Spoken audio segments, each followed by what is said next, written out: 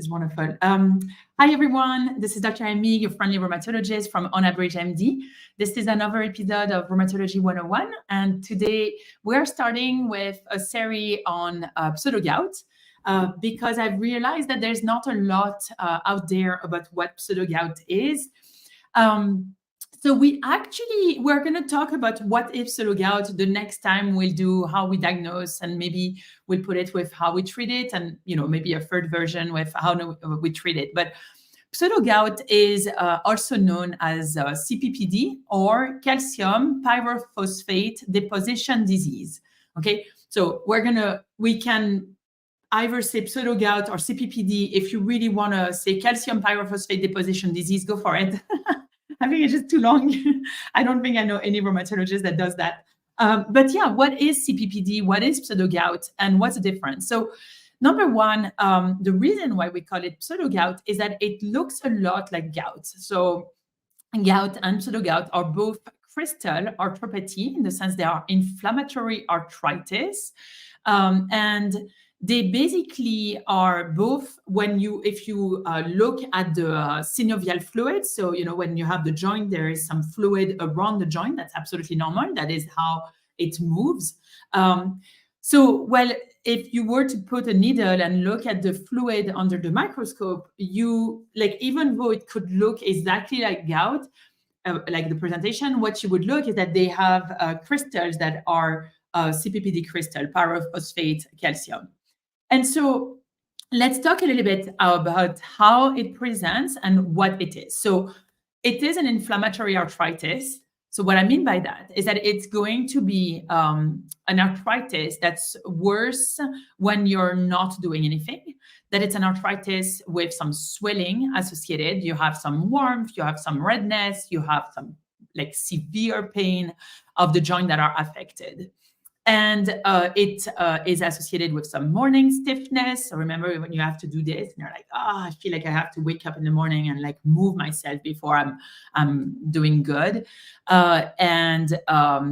Sometimes movement can help it. Not so much in pseudogout versus, in rheumatoid arthritis and other places, but definitely an inflammatory arthritis. And you can have basically in pseudogout, the main involvement of the joint are the knees, so the knees can be very inflamed. It can also affect the hands, so the MCPs. So those two, I for some reason, we don't really know why, but it loves those two joints, right? So if you're looking at my hand, those two here, second and third MCP. It also likes the feet.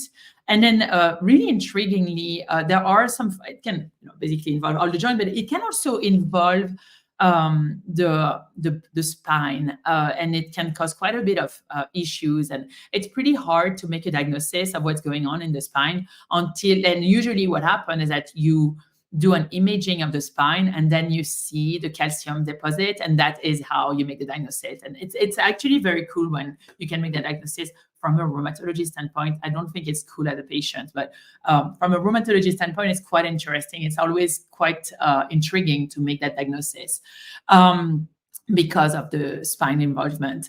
So I said the knees. I think I forgot to say the shoulders can be affected, the ankles, and the wrist. So those are all pretty common. One of the other reason why we say pseudogout is that, I was saying it looks like gout. And what do I mean by that? Well, if you have pseudogout, you're going to have periods of pain that are severe, and then other periods where you have no pain at all. And so really that's kind of that's what we call crystal arthropathy. No, it's not what we call crystal arthropathy, I'm sorry, but crystal arthropathy have this tendency to do that. Severe pain, nothing in between. Severe pain, nothing in between. And so when this happens, this is what we have to think about. The other thing about pseudogout and gout, I'm going to put them together right now just so that you understand crystal arthropathy. They're not symmetric. So it can be one knee, one wrist, one shoulder, and etc. And so And that's actually something that, when we think about it, it's, we have to think about that, about crystal arthropathy, if that does that. The difference between pseudogout and gout, and, other than the fact that it's a different process, but the difference in terms of presentation is that pseudogout has a tendency to stay more chronic and to keep on being problematic longer.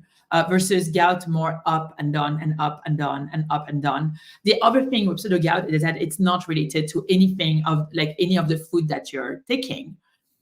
So then how, we'll look at how we make the diagnosis of pseudogout. Maybe we'll have time today to do that. Actually, that would be really wonderful.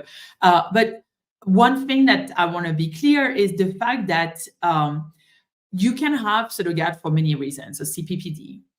You can have pseudogout either because you have other conditions, and I can tell them to you. And so that's something for, if there are some fellows or residents that are listening, this is important. It's what we call secondary pseudogout. And so when we suspect that someone has secondary pseudogout, we usually like to do some testing that are going to tell us, is this secondary or not? And so those tests, usually we check, we check the PTH and the calcium, because if you have hyperparathyroidism, which is an issue of the calcium, basically metabolism, and it's on top of the thyroid, you have the parathyroid. We are really well done.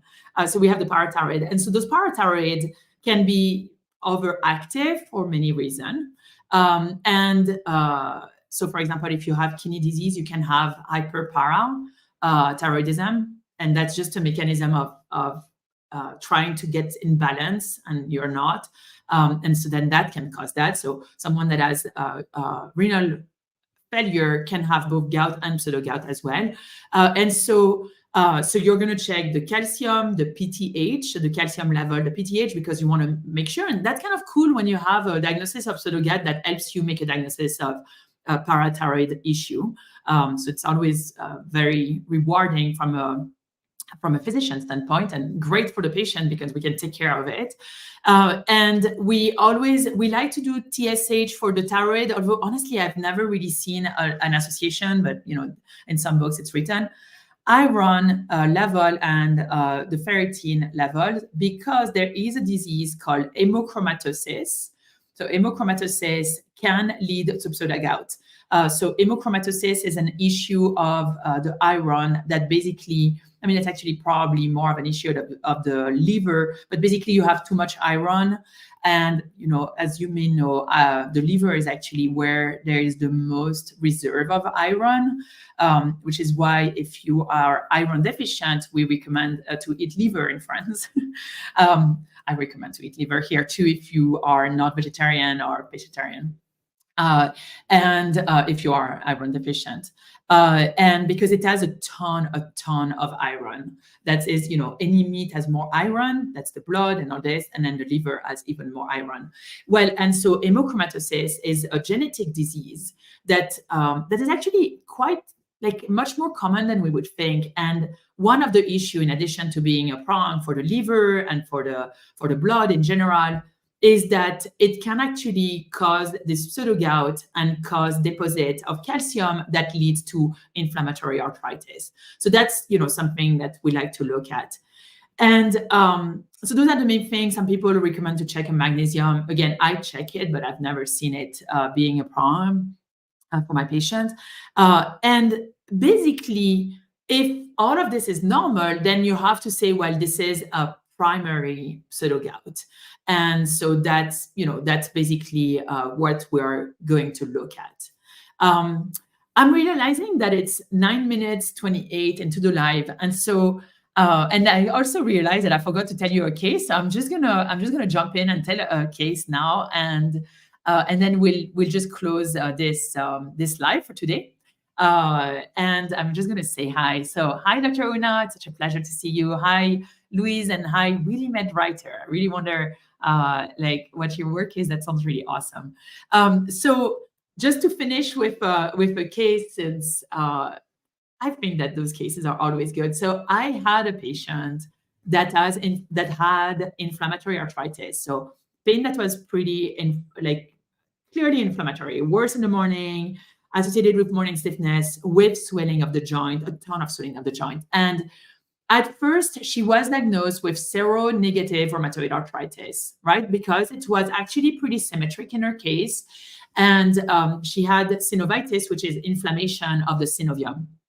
And basically, she was trying all of those the drugs that for rheumatoid arthritis, but really it didn't work. And we actually one day we did two things. Number one, we removed some fluid from her knee to really make sure when you have a seronegative rheumatoid arthritis, you have to double check for crystal, because that does happen. And so we looked at our knee, and our knee tap showed that there was some crystal, CPPD crystal. And so then we're like, okay, well, this is a crystal arthropathy. And what's really, really cool is that she had not responded to methotrexate. She had not even responded to a biologic agent. And what was interesting is that with the prednisone, she was responding. And basically, what this did is that we were able to correct the diagnosis and basically start her on the path of proper treatment. So yeah, it is kind of for me, I always think of inflammatory arthritis, symmetrical, non-symmetrical. It really, as a rheumatologist, I have to make sure that you're not presenting atypically, right? It's not an atypical presentation. And so I always think of pseudogout in my mind if there is an inflammatory arthritis, especially if you're seronegative for rheumatoid factor and CCP. Okay, it's 12 minutes past. Hopefully you have learned a lot. Next time we'll do how we diagnose pseudogout, and we might also do the treatment in that same time, depending on how the time is looking. It's been such a pleasure as always. If you are watching this video later as a replay, like it would be wonderful if you could put hashtag replay, so it boosts a little bit the views, so that more people can look. Those are really highly educational, and so that's really the goal. And you can subscribe and share those videos to your friends and people that you think would like it. I will see you next week, and until then, have a wonderful week. Bye-bye.